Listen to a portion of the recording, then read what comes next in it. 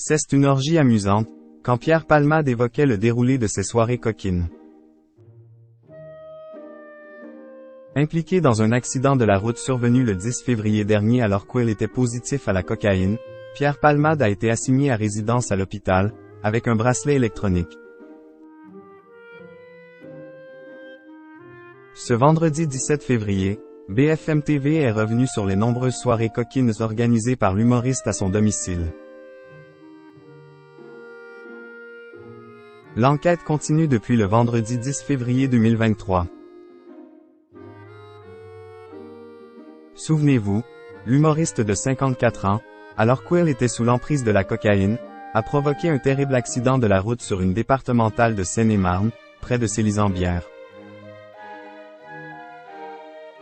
Aux alentours de 19h, Pierre Palmade s'est déporté sur la voie d'Enne-Face, avec deux autres individus à bord, percutant de plein fouet un autre véhicule, avec, à l'intérieur, 3 passagers.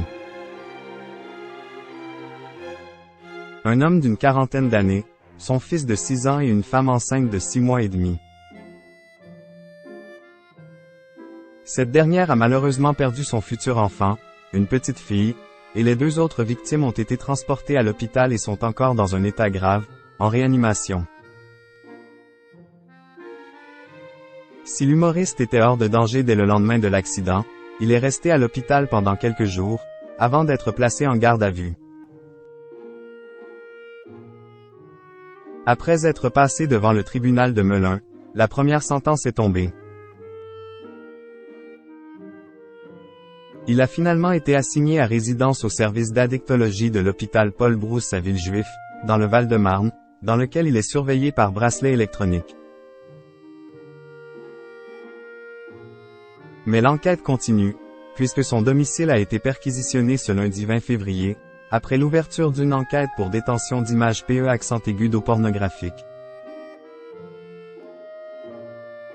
Pour rappel, lorsque l'accident a eu lieu, Pierre Palmade faisait la fête depuis déjà 24 heures à son domicile de Célisambière.